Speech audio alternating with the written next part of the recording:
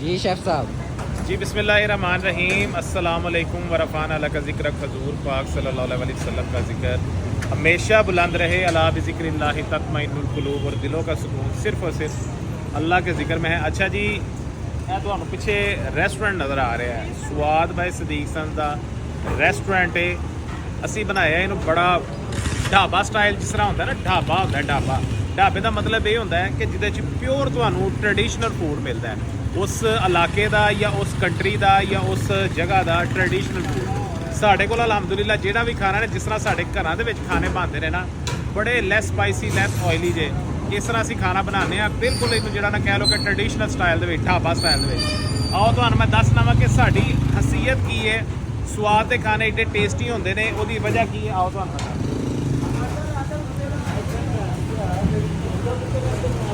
एक तो तांबे के बर्तन असी यूज़ करने, एक खाना जोड़ा वे ना मिट्टी के बर्तन यूज़ करने, शिफाफ है ना जोड़ा वे ना वो बर्तनों के।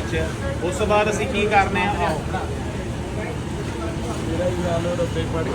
साढ़े बिलाल भाई, साढ़े मामू, जनाब एयर कंडीशन असी कूलिंग वाला रूम रखे आवे। छोटा जहा साडा सैटअप है, लेकिन एलीगेंट और फूड के हवाले के नाल हाइजैनिक और बेहतरीन। यह जनाब तुसीं इत्थे बकरे वेख लो, असीं बकरे मंगवाने डेली बेसिस से, तकरीबन माशाअल्लाह साढ़े फ्रैश बकरे आते हैं, तो डेली बेसिस के उत्ते साडा सारा गोश्त निकल जाता वे। यह वेखो ना जनाब, बकरियां की क्वालिटी वेखो, गोश्त की तुसीं क्वालिटी वेखो।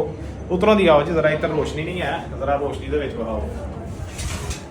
यह वेखो ना जनाब, देसी बकरे और बकरे, बकरियां नहीं, भेडा नहीं, देसी बकरे और चढ़दियां जवानियां, जिहड़ा ना चढ़दियां जवानियां।